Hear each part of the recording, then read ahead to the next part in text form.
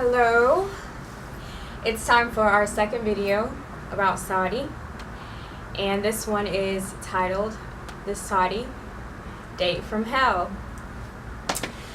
Alright, so I guess that I can get started by telling you like what I look for, guys, and what my type is. So I guess physically speaking, I prefer like lighter eyes, lighter hair, not a lot of body hair.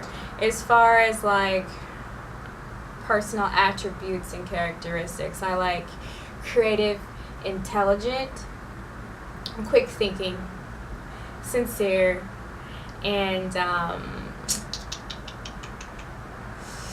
like the outdoorsy type. I also like guys who are into animals and know how to make things with their hands and know how to fix things. Okay, so enough about that. I met this Saudi guy on a couple of tours that I went to, tours around the city, the capital city of Riyadh. And I'm not gonna lie, I was intrigued. And even though he wasn't necessarily my physical type, I liked him. And I was extremely excited when he got in touch with me and set up a date with me. Okay.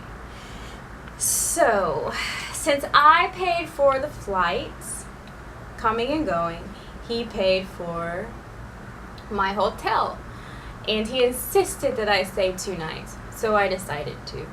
I'm going to try to keep this story as PG as I possibly can. So if I'm talking extra slowly, that's probably one of the reasons why, even though I'm a naturally slow speaker. Okay, so as we were talking about the date, he kind of said, oh, so Thursday night, or rather Thursday we'll meet at 3. And then at another time he said 6. So I was already, suspicious about the fact that he already changed the time that we were meeting. By the way, the weekend in this area of the world starts on a Thursday, not on a Friday. So it's a Thursday through Saturday, not a Friday through Sunday. So I get off work, I'm so excited I have something to do finally. And, oh, by the way, dating is basically prohibited in Saudi Arabia. You can hang out with all of the friends of the same sex that you want, all 24 hours a day if you want, and no one will be suspicious of your activities. But the second you're with someone of an opposite sex as you risk being put in jail, and just absolutely absurd things can result from you just wanting to hang out. But I decided to do it anyway because, especially in the capital city, it's not unheard of.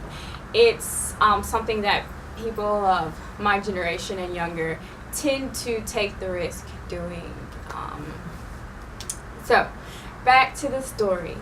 So it's Thursday.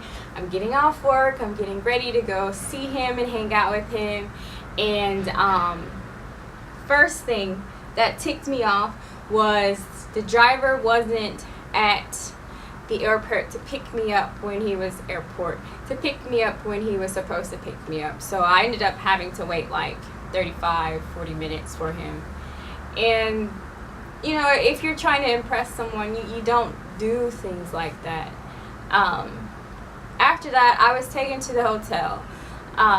The second thing that ticked me off was that there was some confusion on whether or not I was supposed to go to this hotel or that hotel, even though on my end this had already been worked out and settled. So again, it's just a really bad step in a negative direction. So that was the second thing that really ticked me off. After that, I kid you not, maybe like 3 hours passed and I was just chilling in the hotel, like watching movies, just doing something I could have been doing back at my place.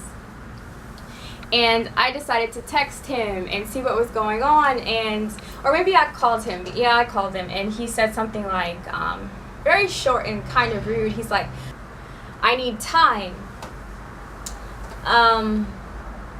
I honestly should have called it off there because I felt that he was being really insincere. This is around like 8 o'clock. At 9, he calls me to tell me that he's ready to come pick me up.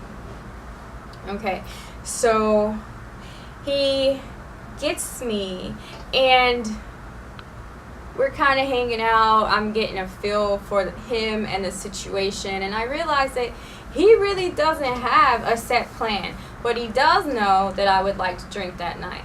Okay, we also know that drinking is prohibited in this country. However, it is allowed on Western compounds and diplomatic quarters and such. Okay, so we go and have a drink, and afterwards, I'm really annoyed because he wants to hold my hand and, like, you know, he's hinting at things, and I'm thinking to myself, you haven't earned any of this, you know, like, how are you expecting that this situation is going to turn into some sort of casual sex situation when you haven't done anything on your behalf to earn my favor? Okay, so being that I've been very, very single for at least 3 months, I end up deciding that, you know what, whatever, something's gonna go down tonight. Something did go down. Okay, it was a little lame, I'm not gonna lie. I don't know how I will not be going into detail, but it was a little lame and it was a little awkward, and something about the relation seemed a little passive on his behalf, like passive in a way that I'm not used to from men, so that was a little off-putting for me. Just gonna leave that there. That night, literally at like 5 or 6 in the morning, I told him, you know, look, I'm not in the mood to do anything tomorrow morning because I'm quite tired. Now, he wanted to go do a tour tomorrow, go hiking and something like that, and I was like, no. And then he said, well, if you're not going, I'm not gonna go. And I was like, okay, let me get some rest, and if I'm feeling okay tomorrow, I'll go. So the next day, this group of chicks shows up, and my date literally starts playing the fence between trying to appease this woman who is very physically upset and just using me as some sort of a bait or some sort of mirror to reflect a lot of psychologically negative and psychologically manipulative things. Oh, I couldn't believe it. The first couple of times when I would ask him things in her presence, he wasn't responding to me, and I mean, it could have been some subconscious thing where he literally wasn't paying attention, but I actually, now in hindsight, I realize that he was ignoring me purposefully on more than one occasion, and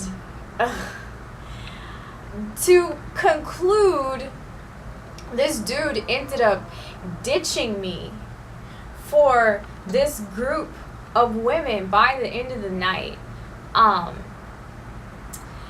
You know, I'm all for people deciding to do what's best for them, but, like, you know, I would be very hesitant to ever use another human being to get what I want, especially in that way, in a romantic way, because that's really, really quite evil. I told this guy from the beginning I did not intend on staying in the country, so he knew what was up. I do think that he thought that he would be able to sway my feelings, but I was very clear from the beginning. At one point while we were laying together momentarily, I think he said something along the lines of, I'll do whatever you want, or something like that, in the car ride over to the hotel, or maybe like the very beginning of the date, he said, just give me a month or give me some time. And then I was just letting him know that, that's not what I'm looking for at this time in my life. So it could be that in some ways he was paying me back for not reciprocating his feelings. Or it could just be that he realized that he had an opportunity to benefit, to capitalize off of the situation of having an American girl there and making a Saudi chick jealous, and then earning more favor from her. It could have it could have been a lover's quarrel that I somehow became a part of. But yeah, that is what happened. That's the Saudi date from hell. I hope that you enjoyed the story. Take care. Bye.